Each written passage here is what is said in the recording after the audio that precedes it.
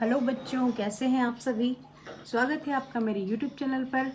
आज हम पढ़ने जा रहे हैं कक्षा 7वीं का लेसन फर्स्ट। उससे पहले हम देख लेते हैं विषय सूची कि हमें कौन कौन सी लेसन पढ़ना है इस बार हमें कक्षा 7वीं में। तो सबसे पहला लेसन है पादपों में पोषण, मतलब न्यूट्रिशंस इन प्लांट्स।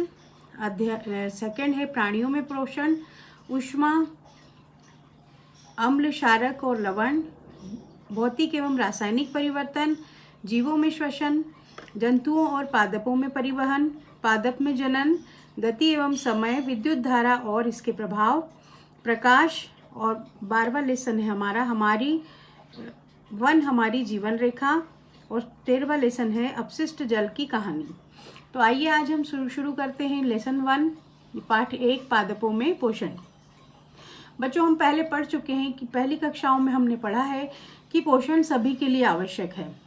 जैसे जंतुओं के लिए पोषण हम देखा जाए तो उसमें कार्बोहाइड्रेट, प्रोटीन, वसा, विटामिन एवं खनिज भोजन के घटक हैं। भोजन के ये घटक हमारे शरीर के लिए आवश्यक होते हैं, इन्हें पोषक कहते हैं।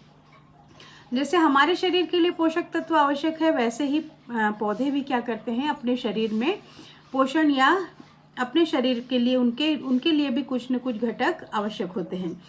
सभी जीवों को भोजन की आवश्यकता होती है। पादप यानी पौधों को भी स्वयं के लिए भोजन बना सकते हैं, परंतु मानव सहित कोई भी प्राणी अपना भोजन स्वयं नहीं बना सकता। वे किसी न किसी रूप में पादपों का आहार ग्रहण करने वाले जंतुओं से अपना भोजन प्राप्त करते हैं। यानी जो हम मनुष्य हैं वो कभी भी अपना भोजन स्वयं नहीं बनाते हैं, वो किस पर निर्भर हैं, प्लांट्स यानी पौधों पर निर्भर रहते हैं। अतः मानव तथा अन्य प्राणी प्रत्यक्ष या परोक्ष रूप से पादपों पर निर्भर करते हैं। मतलब जो मनुष्य हैं और जो अन्य जंतु हैं वो क्या करते हैं कि पौधों पर निर्भर करते हैं। यानी जो कुछ लोग जो डायरेक्ट पौधों को खाते हैं, यानी जो अनाज पैदा होता है उसे खाते हैं, और कुछ लोग जो जंतुओं को खाते हैं, जैसे मांस हुआ, मछली, अंडे, ये सब चीज़ें खाते हैं। तो वो जो जंतु होते हैं वो भी किस पर निर्भर होते हैं, वो भी पौधों पर निर्भर होते हैं। यानी प्रत्येक प्राणी किस पर निर्भर है, पौधों पर निर्भर है। लेकिन ये पौधे अपना भोजन कैसे बनाते हैं, तो आइए हम जानते हैं पादपों में पोषण की विधि। पौधे जो है किस तरह से अपना भोजन बनाते हैं। केवल पादप ही ऐसे जीव हैं जो जल, कार्बन डाइऑक्साइड एवं खनिज की सहायता से अपना भोजन बना सकते हैं। ये सभी पदार्थ उनके परिवेश में उपलब्ध होते हैं। परिवेश मतलब कि जो आसपास जितना भी वातावरण होता है वहाँ पर ये सारी चीज़ें उपलब्ध होती है। देखें तो हम जल यानी पानी हमें मिलता है। आप देखते हैं वर्षा के रूप में पानी रहता है, या नदियों में, पोखरों में, तालाबों में, इन सभी जगह पानी रहता है। कार्बन डाइऑक्साइड, जंतुओं के द्वारा कार्बन डाइऑक्साइड छोड़ी जाती है, एवं खनिज की सहायता, मतलब खनिज जो है कहाँ से मिलता है इन्हें, पृथ्वी पर पौधे लगे होते हैं और उनकी जड़ों की सहायता से खनिज लवण का अवशोषण करते हैं, की सहायता से अपना भोजन बना सकते हैं। ये सभी पदार्थ उनके आसपास उपलब्ध होते हैं। पोषक पदार्थ सजीवों की शारीरिक संरचना, वृद्धि, क्षतिग्रस्त भागों का रखरखाव के लिए समर्थ बनाते हैं। अब जो पोषक पदार्थ हुए, मतलब जो भी ये चीज़ें हैं, खनिज और ये पानी, कार्बन डाइऑक्साइड, ये सब क्या करते हैं, और कुछ और भी, यूरिया है, खाद है, इन सारी चीज़ों में जो भी चीज़ जो उनमें रहती हैं वो सब क्या करती हैं, सजीवों की शारीरिक संरचना में वृद्धि करती है। और क्षतिग्रस्त पार्ट मतलब कि जो भी, जैसे हमें जो चोट लगती है तो हमारी बॉडी में भी क्या पाई जाती है, WBC, जो कि हमारे शरीर की रक्षा करती है। जहाँ भी चोट लगती है वहाँ पर आपने देखा होगा कुछ समय के बाद वहाँ पर थक्का बन जाता है। इसी तरह से पौधों में भी क्या होता है कि पौधों में भी जो उनके पोषक पदार्थ होते हैं वो क्या करते हैं, शारीरिक संरचना में वृद्धि, मतलब कि उनके शरीर को बढ़ाते हैं, ग्रोथ करते हैं। क्षतिग्रस्त भाग, जैसे कहीं से आपने देखा होगा कि पौधा कहीं से कट जाता है या कोई पेड़ कहीं से कट गया तो वहाँ से दूसरी टहनी निकलना शुरू हो जाती है। इट मीन्स वो अपने आप को क्या कर लेता है, रीजनरेट करने की क्षमता उनमें होती है। सजीवों द्वारा भोजन ग्रहण करने एवं इसके उपयोग की विधि को पोषण कहते हैं। अब ये जो जितने भी सजीव हैं, मतलब जितने भी लाइव एनिमल्स हैं या प्लांट्स हैं, इनके जो भी भोजन ग्रहण करना, मतलब कि खाना खाने की जो एक विधि होती है, उसे हम क्या कहते हैं? पोषण कहते हैं। पोषण की वह विधि जिसमें जीव अपना भोजन स्वयं संश्लेषित करता है, यानी कि जो स्वयं बनाता है ना, स्वपोषण कहलाता है। अब अगर हम आप इसमें समझें, संश्लेषित करना मतलब कि स्वयं बनाना और पकाना, ये दोनों अलग अलग चीज़ें हैं। हम कभी भी जब भी हम कहते हैं कि भाई हम खाना बना रहे हैं, तो हम कोई खाना नहीं बनाते हैं, है ना। आपकी मदर भी कहती कि हम खाना बना रहे हैं, या आपके यहाँ जो भी मैड्स होती हैं वो कहती होंगी कि भाई हम खाना बना रहे हैं। तो ऐसा नहीं होता, कोई भी खाना हम नहीं बना सकते। खाना सिर्फ प्लांट्स बनाते हैं। हम उसे क्या करते हैं, जो प्लांट्स के द्वारा हमें जो भोजन या अनाज प्राप्त होता है, उसे हम क्या करते हैं, हम उसे पकाते हैं और उसके बाद हम उसे खाते हैं। लेकिन जो ये प्लांट्स होते हैं वो स्व संश्लेषित होते हैं, खुद ब खुद खाना बनाते हैं, तो इसे हम स्वपोषण कहते हैं।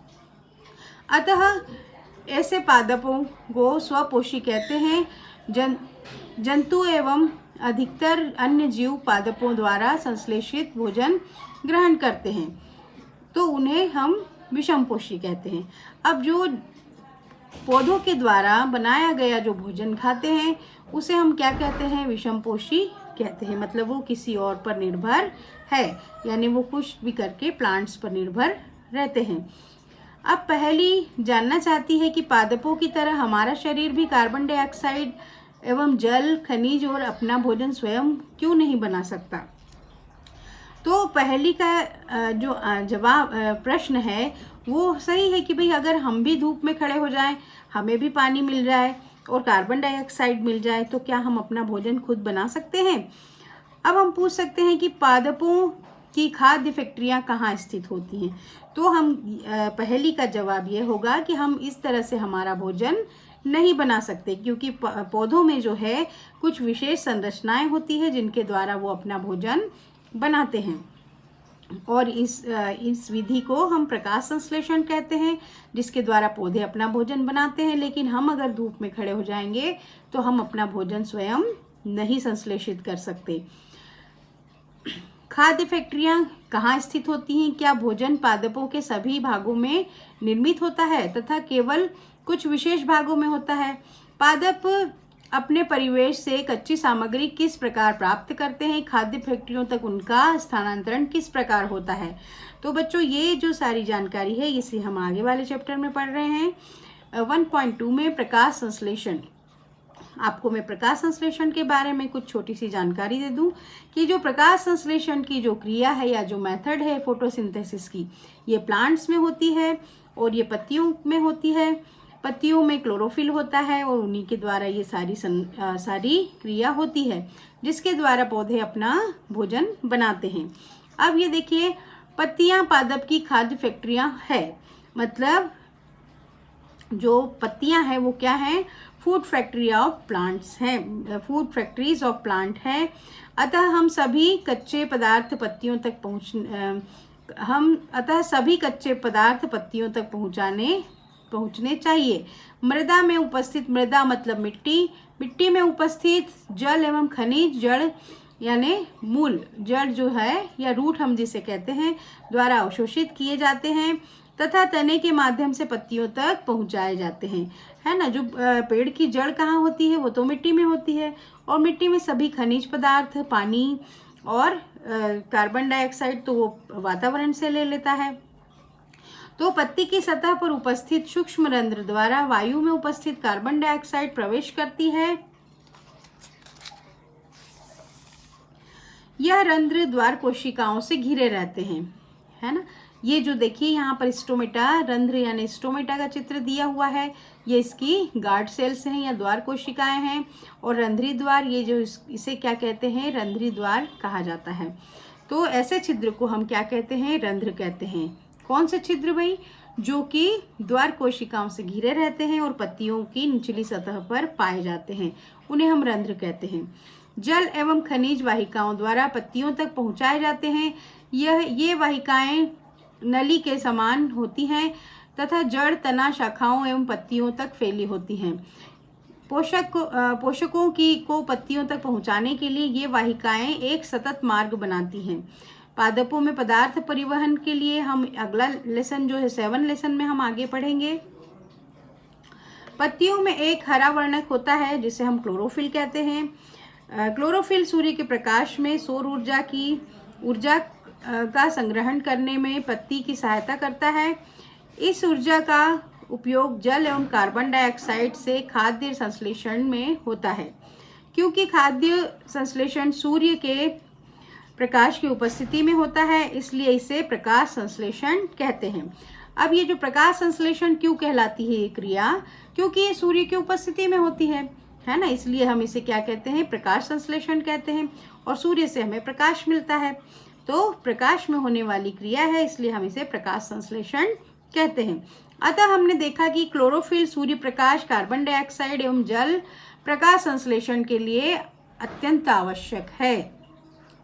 इस पृथ्वी पर यह एक अद्वितीय प्रक्रम है ना, जो अर्थ पर ये जो एक सिस्टम है ये बहुत ही हमारे लिए अद्वितीय है। मतलब हम इसको कहीं भी और कोई इसे हम कहीं नहीं कर सकता, और कोई भी जंतु नहीं कर सकता, और कोई व्यक्ति नहीं कर सकता। पत्तियों द्वारा सौर संग्रहित की जाती है तथा पादप में खाद्य के रूप में संचित हो जाती है।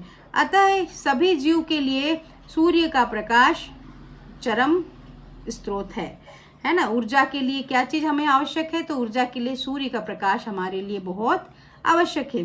क्या आप कल्पना कर सकते हैं कि प्रकाश संश्लेषण नहीं होगा तो क्या होगा?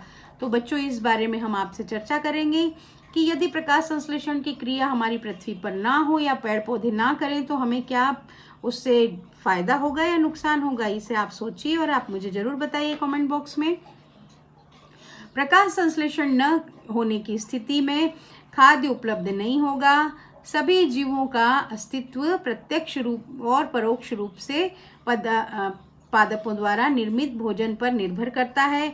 इसके अतिरिक्त सभी जीवों के लिए परम आवश्यक ऑक्सीजन भी प्रकाश संश्लेषण के दौरान निर्मित होती है। प्रकाश संश्लेषण की अनुपस्थिति में पृथ्वी पर जीवन की कल्पना असंभव है ना। हम सोचते हैं कि भाई इस चीज़ के बिना नहीं हो सकता, पानी के बिना भी नहीं, हवा के बिना भी नहीं, लेकिन जो एक बहुत महत्वपूर्ण है क्रिया है प्रकाश संश्लेषण, इसके बिना भी हमारी पृथ्वी पर जीवन संभव नहीं होगा। प्रकाश संश्लेषण के दौरान पत्ती की क्लोरोफिल युक्त कोशिकाएं सूर्य प्रकाश की उपस्थिति में कार्बन डाइऑक्साइड एवं जल से कार्बोहाइड्रेट्स का निर्माण या संश्लेषण करती हैं। इस प्रक्रम को निम्न समीकरण से दर्शाया जा सकता है। आप इसे देखिए, कार्बन डाइऑक्साइड प्लस जल, सूर्य प्रकाश, क्लोरोफिल, कार्बोहाइड्रेट, और इसके बाद जो उत्पाद बना कार्बोहाइड्रेट और ऑक्सीजन हमें मिलता है। बच्चों ये चीज़ जो प्रकाश संश्लेषण का ये जो समीकरण है ये बहुत ही इम्पोर्टेंट है एग्जाम के लिए, आप इसे जरूर याद करें अभी से। आइए बच्चों हम देखते हैं कि अब ये क्लोरोफिल किस तरह से पत्तियों में इस तरह से यहाँ पर उपस्थित होता है। और ये जो यहाँ पर ये दिखाया गया है, ये पत्तियों के अंदर जो रंध्र पाए जाते हैं उसका ये चित्र बताया गया है। फिर उसे और भी लार्ज कर करके ये देखिए इस तरह से इसका चित्र बताया गया है।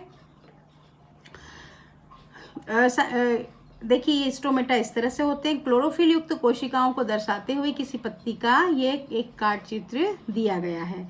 आपको ये चित्र भी याद करना है जो कि एग्जाम में हमेशा पूछा जाता है। पत्ती में स्टार्च की उपस्थिति प्रकाश संश्लेषण प्रक्रम का संपन्न होना दर्शाती है। स्टार्च भी एक प्रकार का कार्बोहाइड्रेट है। अब ये प्रकाश संश्लेषण को दर्शाने के लिए इस तरह से एक चित्र दिया गया है। ये देखिए, पत्तियों के अतिरिक्त पादपों के दूसरे हरे भागों जैसे हरे तने, हरी शाखाओं में भी प्रकाश संश्लेषण होता है। मरुस्थलीय पादपों में वाष्पोत्सर्जन द्वारा जल के क्षय को कम करने के लिए पत्तियां शल्क का रूप या शूल का रूप धारण करती हैं। इन पादपों के हरे तने होते हैं जो प्रकाश संश्लेषण में कार्य करते हैं। तो बच्चों ये था कि प्रकाश संश्लेषण का कार्य करते हैं। इस तरह से ये इसका पार्ट 1 मैंने यहाँ तक किया है। अब ये जो क्रियाकलाप दिया है या इसका प्रैक्टिकल दिया हुआ है, एक ही प्रकार के पादपों को 2 गमले लीजिए उसमें एक को अंधेरे में रखिए और एक को उजाले में रखिए, मतलब लाइट में रखिए।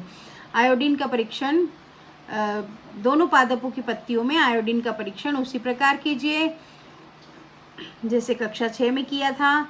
अब उस गमले को जिसे आपने अंधेरे में रखा था उसे 3-4 दिन के लिए सूर्य प्रकाश में रख दीजिए। पुनः पत्तियों में आयोडीन का परीक्षण कीजिए। परीक्षण अपनी नोटबुक में लिखिए। हरी पत्तियों के अतिरिक्त वर्ण रंग की पत्तियों में भी क्लोरोफिल होता है, परंतु इन पत्तियों में उपस्थित लाल, भूरे अथवा अन्य वर्णक क्लोरोफिल के हरे रंग का प्रच्छादन कर देते हैं, अर्थात एक ढक लेता है। इन पत्तियों में भी प्रकाश संश्लेषण होता है। आपने गीली दीवारों पर तालाब व ठहरे हुए पानी या जलाशय में हरे अवपंकी जैसे पादप देखे होंगे, काई जैसे पादप देखे होंगे, है ना, नील हरी शैवाल जिसको हम कहते हैं। ये सामान्यतः कुछ जीवों की वृद्धि के कारण बनते हैं। क्या आप कल्पना कर सकते हैं कि हमारे घरों की दीवारों पर जो नीला हरा रंग होता है जिसे शैवाल होता है, इनका रंग हरा क्यों होता है? इनमें क्लोरोफिल होता है जिसके कारण से ये हरे दिखाई देते हैं। शैवाल भी प्रकाश संश्लेषण द्वारा अपना भोजन स्वयं बनाते हैं। तो बच्चों ये था चैप्टर 1 का पार्ट 1। तो बच्चों वीडियो पसंद आया चैनल को लाइक करें, सब्सक्राइब करें, शेयर करें। कमेंट बॉक्स में आपकी जो भी क्वेरीज हों ज़रूर लिखें और आपके जितने भी क्वेश्चंस हैं वो आप मुझसे पूछ सकते हैं पर्सनली कमेंट करके। मिलते हैं नेक्स्ट वीडियो में। Bye bye.